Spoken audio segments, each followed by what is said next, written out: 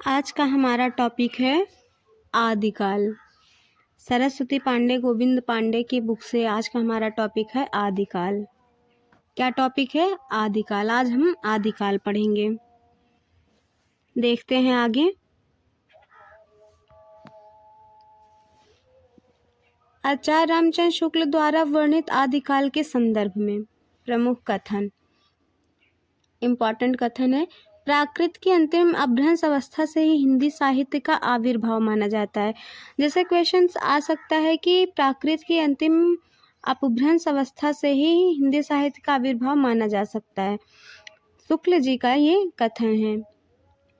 हिंदी साहित्य का आदिकाल संवत 1050 से लेकर संवत 1375 तक अर्थात महाराज भोज के समय से लेकर हम्मीर देव के समय के कुछ पीछे तक माना जा सकता है। राजश्रित कवि और चारण जिस प्रकार नीति श्रृंगार आदि के फुटकल दोहे राज सभाओं में सुनाया करते थे, उसी प्रकार अपने आश्रयदाता राजाओं के पराक्रमपूर्ण चरित्रों या गाथाओं का वर्णन भी किया करते थे। यही प्रबंध परंपरा रासों के नाम से पाई जाती है, जिसे लक्ष्य करके इस काल को हमने वीर गाथा काल कहा है। क्या कहा है? वीर गाथा काल कहा है। अपभ्रंश नाम पहले पहलबल्भी के राजा धारसेन द्वितीय के शिलालेख में मिलता है, जिसमें उसने अपने पिता गुहसेन को संस्कृत प्राकृत अपभ्रंश तीनों का कवि कहा है। सिद्धों की उद्धृत रचनाओं की भाषा देश भाषा मिश्रित अपभ्रंश या पुरानी हिंदी की काव्य भाषा है। पुरानी हिंदी की व्यापक काव्य भाषा का ढांचा सौरसेनी प्रसूत अपभ्रंश अर्थात ब्रज और खड़ी बोली पश्चिमी हिंदी का था। ये शुक्ल का कथन है। आध्यात्मिक रंग के चश्मे आजकल बहुत सस्ते हो गए हैं। उन्हें चढ़ाकर जैसे कुछ लोगों ने गीत गोविंद के पदों को आध्यात्मिक संकेत बताया है, वैसे ही विद्यापति के इन पदों को भी। आगे हम महत्वपूर्ण पंक्तियां देखते हैं। महत्वपूर्ण पंक्तियां हैं, जो जिण सासण भाषियों शोभे कहियों सारू, जो पाले सौ भाव करी सो सरी पामो पारू। किसकी पंक्ति है? देवसेन की। कहाँ से लिया गया है? श्रावकाचार्य से लिया गया है। सेकंड देखते हैं हम। पंडित साल सत्य बखाड़े, देहे बुद्ध बसंत न जाने, अमड़ा गमड़ लत तीन बिखंडिय, तो भी लीलत जय भड़े हों पंडिय। ये किसकी पंक्ति है? सराहपा की पंक्ति है। आगे हम देखते हैं।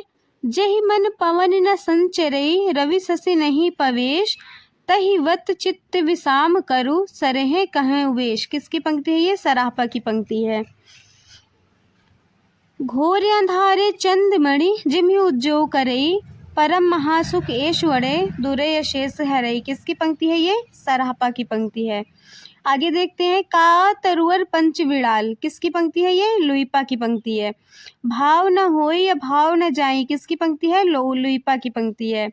सहजे थर करी वारु निषाद। किसकी पंक्ति है? ये विरूपा की। ये लुइपा की पंक्ति और सराहपे की पंक्ति बहुत ज़्यादा इम्पोर्टेंट पंक्ति है। एक किज्जय मंत्र न तंत। किसकी पंक्ति है? कंढापा की। हालो डोम्बी तो पुछमी सद्भावे, सदगुरु पाय पय जाय विपुण जिड़ौरा। किसकी पंक्ति है? ये कंढापा की। सातवीं पंक्ति देखते हैं। भल्ला हुआ जो मारिया, हेमचंद्र की। पिय संगम कौ निदड़ी, हेमचंद्र की पंक्ति है। गंगा जमुना माझे बहाई रे नाई। किसकी पंक्ति है? डोम्बिका की।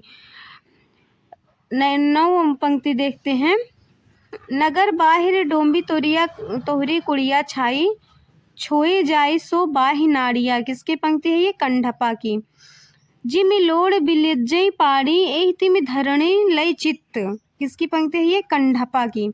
देसिल बयना सबजन मिठा, तय तैसन जपौ हवट्ठा, हिंदू बोल दूर निकार, छोटे तरुका भवकी मार। ये दोनों किसकी पंक्ति है? विद्यापति की पंक्ति है। देसिल बैना सबजन मिठा, ते तैसे जपौ अवहट्टा। ये विद्यापति की पंक्ति है। हिंदू बोले दुरहि निकार, छोटे तरुका भपकी मार। विद्यापति की भक्ति ये कहाँ से लिया गया है? कीर्ति लता से लिया गया है। मनहु कला सस भान कला, सोसहु सो बन्निया। बिकस कमल रुद्र भ्रमर, वेणु खंजन मृग लुट्टी। किसकी पंक्ति है ये? पृथ्वीराज रासो की पंक्ति है। बज्जिए घोर निशान रान, चौहान चहु दिस। किसकी पंक्ति है? पृथ्वीराज रासो से लिया गया ये। उट्टी राज पृथ्वीराज, बाग मनोलट वीर नट। ये भी क्या है? पृथ्वीराज रासो से लिया गया है। 12 बरस लय कुकर जिए, और 13 लो जिए सियार। बरिस 18 छत्री जिए, आगे जीवन को धिक्कार। ये किसकी पंक्ति है? जगनी की पंक्ति है। आगे देखते हैं। एक थाल मोती से भारा, किसका वह पंक्ति है? ये अमीर खुसरो का। एक नार ने अचरज किया, अमीर खुसरो की पंक्ति है। गोरी सोवे सेज पर, मुख पर डारे केस। किसकी पंक्ति है? अमीर खुसरो की। मेरा जुबना नवेलरा, भयो है गुलाल। अमीर खुसरो की पंक्ति है। जे हाल मिसकी मकुन तगाफुल, दुराय नैना बनाय बतिया। किसकी पंक्ति है ये? अमीर खुसरो की। शरत बसंत समय पल भल पावली। किसकी पंक्ति है ये? विद्यापति पदावली से लिया गया है। आगे देखते हैं हम।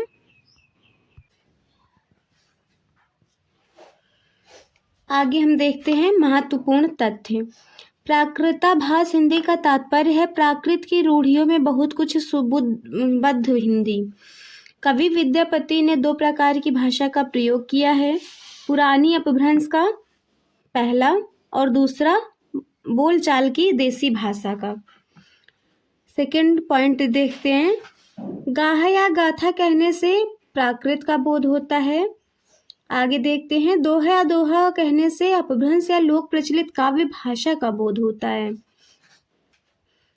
आगे देखते हैं। भरत मुनि तीसरी शती ने नाट्य शास्त्र में अपभ्रंश नाम न देकर लोक भाषा को देश भाषा ही कहा है।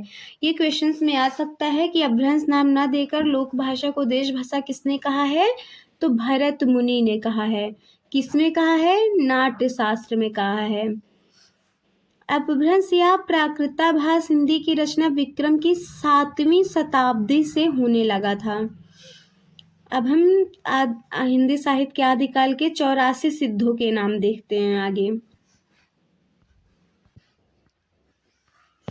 84 सिद्धों में पहला नाम है लुइपा, दूसरा है लीलापा, तीसरा वीरूपा, चौथा डोम्बीपा, 5वां शबरपा, 6वां सराहपा, कंकालीपा, मीनपा, गोरक्षपा, गोरंगपा, वीणापा, शांतिपा, तंतिपा, 14वां है चमारिपा, 15वां खंडकपा, 16वां नागार्जुन, 17वां कंढपा, 18वां कर्णरिपा, 19वां थग्नपा, 20वां नारोपा, 21वां शालिपा, 22वां तिलोपा, 23वां छत्रपा, 24वां भद्रपा और 25वां दोखंदीपा, 26वां अजोगीपा, 27वां कालपा, 28वां डोम्बीपा, 29वां कंडपा, 30वां राजकमरीपा, 31वां है डेंगीपा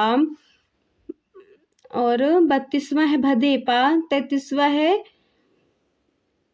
तंधेपा, 34वां है कुकरीपा। आगे देखते हैं, इसमें बहुत ज़्यादा इम्पोर्टेंट नहीं है।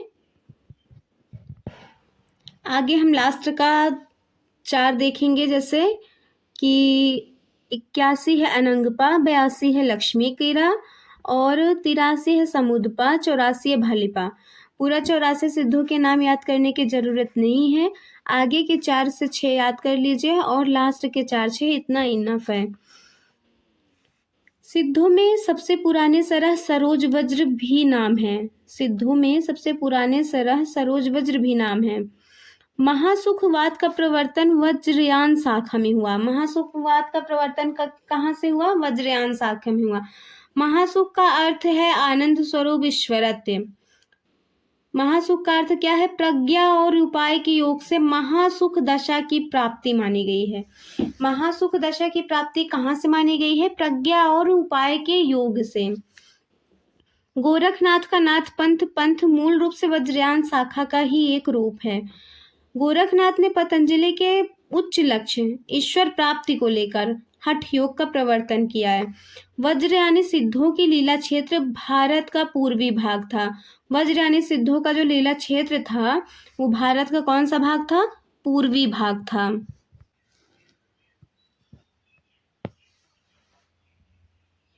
गोरखनाथ ने अपने ग्रंथ का प्रचार देश के पश्चिमी भागों में विशेषकर राजपूताने और पंजाब में किया। नाथों की संख्या 9 माना गया है। लोग इन्हें नवनाथ भी कहते हैं।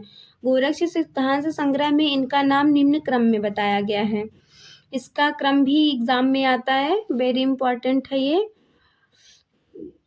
नागार्जुन, जड़भरत, हरिश्चंद्र, सत्यनाथ, भीमनाथ, गोरक्षनाथ, चरपटनाथ, जलंधरनाथ, मलयार्जुन। क्या है, फिर से एक बार दोहराते हैं। नागार्जुन, जड़भरत, हरिश्चंद्र, सत्यनाथ, भीमनाथ, गोरक्षनाथ, चरपटनाथ, जलंधर, मलयार्जुन। आगे अब हम नेक्स्ट क्लास में देखेंगे आदिकाल का अपभ्रंश साहित्य। धन्यवाद।